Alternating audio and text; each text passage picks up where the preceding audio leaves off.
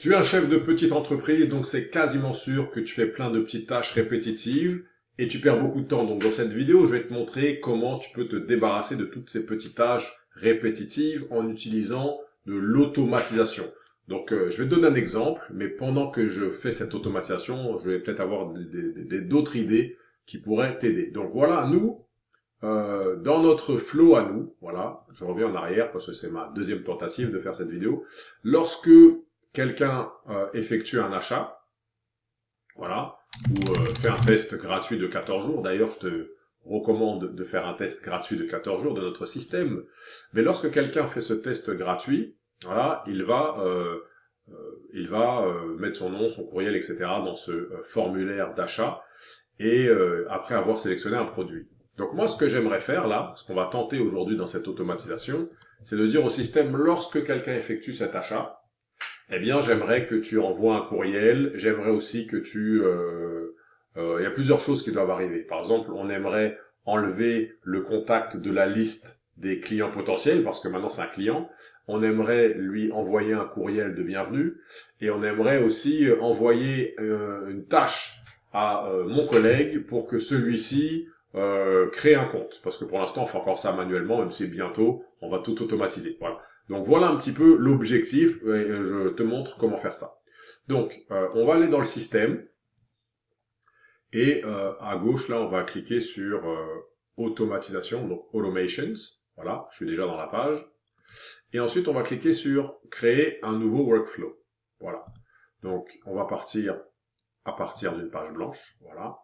Et donc, nous voilà dans le système de création de workflow. Donc, idéalement, il faut le renommer, mais là, on va gagner un peu de temps. Donc, la première chose, c'est de trouver, de créer ou de déterminer quel est l'élément ou quelle est l'action qui va déclencher tout ce workflow. Voilà. Donc, là, ça peut être un petit peu, il faut être un peu, faut réfléchir un peu, parce qu'il y a beaucoup de différents événements. Donc, il faut réfléchir à l'événement qui représente ce qui représenterait la meilleure option pour vous.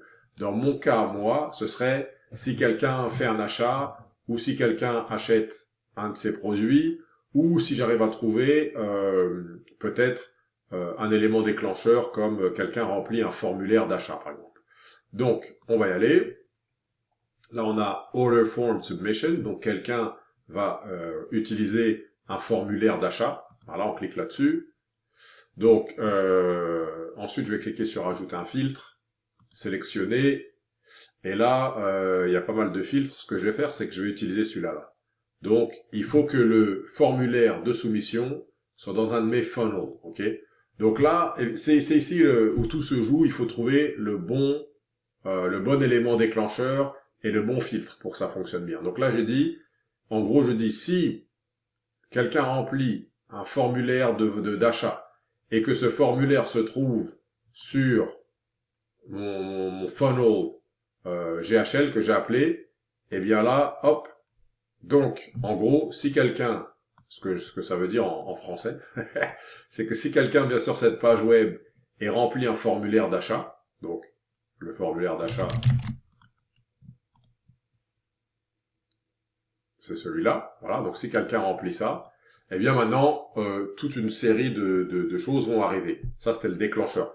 À noter qu'on peut avoir plusieurs déclencheurs. Hein. Vous pouvez en avoir 4, 5, peut-être même plus. J'ai jamais fait plus que ça.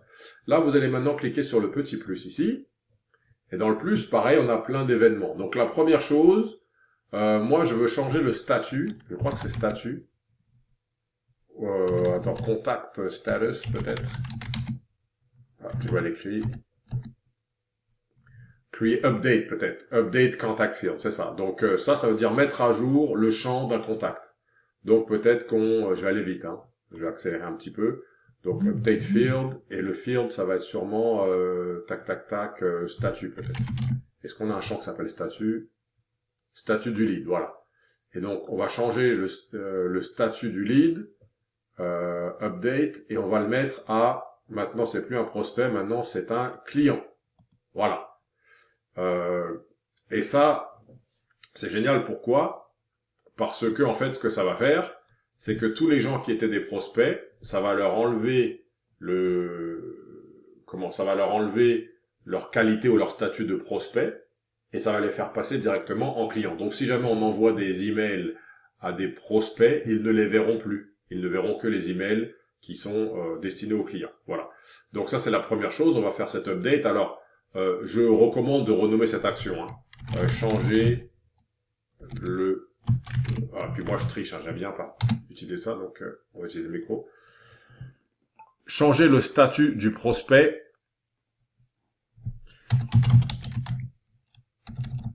J'aurais dû dire à client. Hop.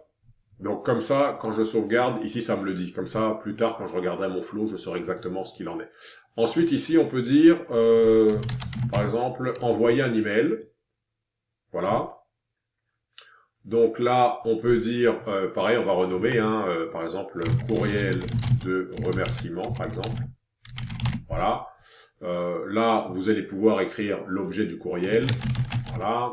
Et là, vous allez pouvoir écrire tout le message. Tout simplement. Hop. Et on va faire sauver cette action. Voilà. Et on va faire une troisième action ici. Voilà. Et cette troisième action, et après je vais vous montrer une façon de faire tout ce flow-là encore plus vite. J'aurais dû dire ça dès le début. Donc, ici, on va dire, voilà, on va créer une tâche. Et on peut dire, je sais pas moi, créer le compte client, par exemple. Il faut que tu crées le compte client, et puis on va l'assigner à un membre de l'équipe. Voilà, tout simplement. Et puis on met la date, hop, tout simplement. Hop, on sauvegarde. Et voilà, donc on a créé un petit flow très très simple. Lorsque quelqu'un va faire un achat, après évidemment il faut le sauvegarder, et puis il faut le mettre sur publier.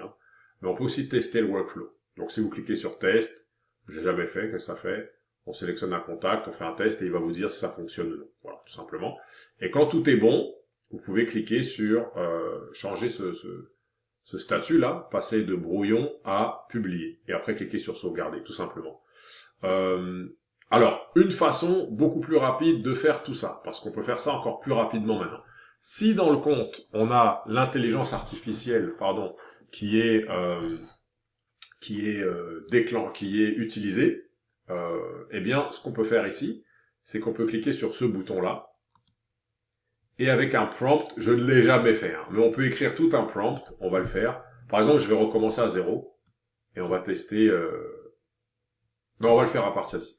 Donc ici, vous pouvez créer un prompt. Voilà, par exemple...